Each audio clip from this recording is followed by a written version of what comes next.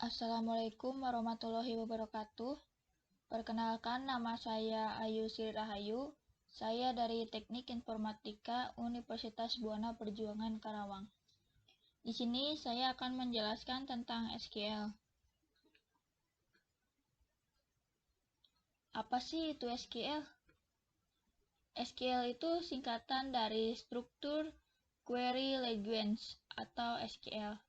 Adalah bahasa query yang dirancang untuk membantu dalam pengambilan dan mengelola informasi pada sebuah database. Untuk yang masih pemula dalam dunia IT, biasanya diartikan sebagai bahasa yang digunakan untuk mengakses sebuah data dalam basis rasional. Terkait dengan standarisasi SQL sudah ada sejak tahun 1986. Dan diinisiasikan oleh hingga sekarang. Banyak sekali server yang dapat mengartikan SQL baik dari database maupun software. Fungsi SQL. Fungsi SQL ini ada 3. Yang pertama yaitu dapat memanipulasi dan mengakses database. Fungsi yang pertama adalah dengan menggunakan SQL, maka kita dapat mengakses database dengan menuliskan beberapa perintah sesuai dengan query yang telah ditetapkan. Misalnya saja Anda dapat membuat, menambahkan, mengupdate, dan menghapus basis data, tabel, dan beberapa informasi yang tidak dibutuhkan oleh sistem. Lalu yang kedua, ada mampu untuk mengeksekusi query. Fungsi yang kedua ini adalah mampu untuk mengeksekusi berbagai query yang ada.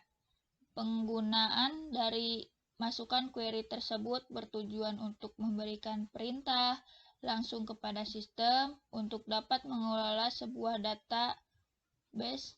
Contoh dari beberapa eksekusi query ini yaitu fungsi trigger, alter, grant, dan lain sebagainya.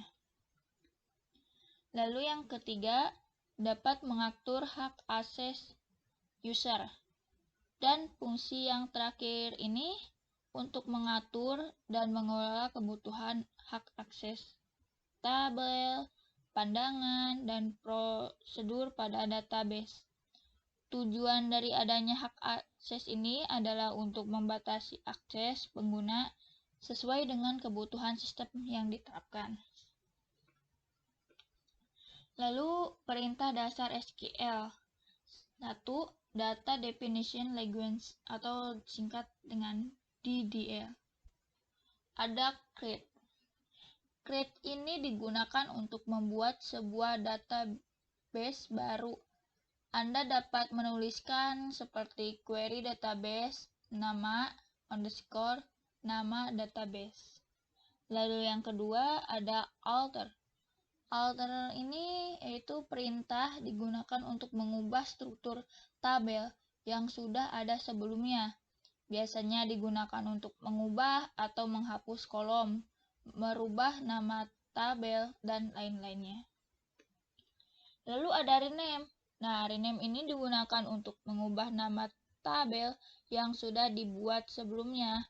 Anda dapat menuliskan query rename tabel nama underscore tabel underscore lama to nama tabel underscore baru. Lalu ada drop. Drop ini memiliki fungsi untuk menghapus database, tabel, kolom, hingga bagian indeks. Ada show. Show ini perintah DDL yang terakhir. Adalah perintah show yang berfungsi untuk menampilkan data tabel yang ada. Lalu perintah dasar yang kedua yaitu data memanipulasi legend atau dapat disingkat DML. DML ini adalah sebuah perintah SQL yang bertujuan untuk memanipulasi data dalam database. Perintah dari DML terbagi menjadi 4, yaitu 1. Insert. Insert ini digunakan untuk memasukkan data record yang baru ke dalam sebuah tabel. Lalu ada select. Select ini perintah yang digunakan untuk menampilkan atau mengambil data dari sebuah tabel. Anda juga dapat mengambil data dari tabel yang berbeda dengan menggunakan fungsi relasi. Lalu ada update. Update ini bertujuan untuk merubah data record atau bisa disebut pembaruan data yang sudah ada. Anda dapat menuliskan perintah ini jika terdapat proses input yang salah pada record Anda. Lalu selanjutnya ada delete. Delete ini perintah di DML yang terakhir berfungsi untuk menghapus data record yang telah dibuat sebelumnya dalam sebuah tabel. Lalu yang ketiga, yang terakhir, Data Control Language atau DCL. DCL ini berfungsi untuk mengatur hak akses apa saja yang dimiliki pengguna. DCL ini terbagi menjadi 2, yaitu 1. Grant. Grant ini yaitu perintah yang dapat dilakukan oleh admin database untuk memberikan akses kepada user lainnya. Ada remote. Remote ini merupakan kebalikan dari perintah sebelumnya, berfungsi untuk mencabut atau menghapus hak akses bagi user tertentu sesuai dengan keinginan admin database. Di sisi yang lain, terdapat sebuah teknik yang dapat menyalahgunakan celah keamanan dalam SQL pada database suatu aplikasi. Teknik tersebut dinamakan dengan SQL Injector, yang juga merupakan favorit dari seorang hacker untuk meretas program atau sistem dengan mudah. Hal ini dapat terjadi karena kesalahan dalam proses input yang tidak terfilter dengan benar dan penggunaan prompt yang salah. Lalu selanjutnya, pekerjaan yang membutuhkan SQL. 1. Database Administrator. Database Administrator ini merupakan salah satu pekerjaan hubungan yang kuat dengan bahasa query.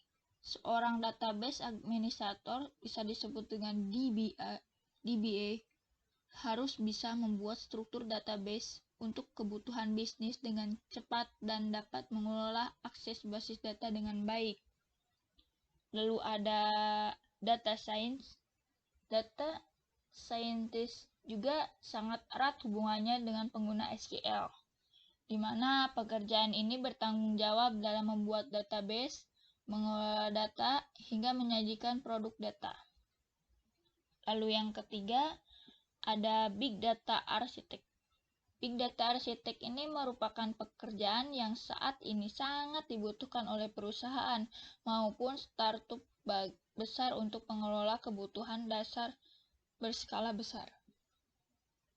Itu saja yang bisa saya jelaskan. Terima kasih. Maaf bila ada kesalahan.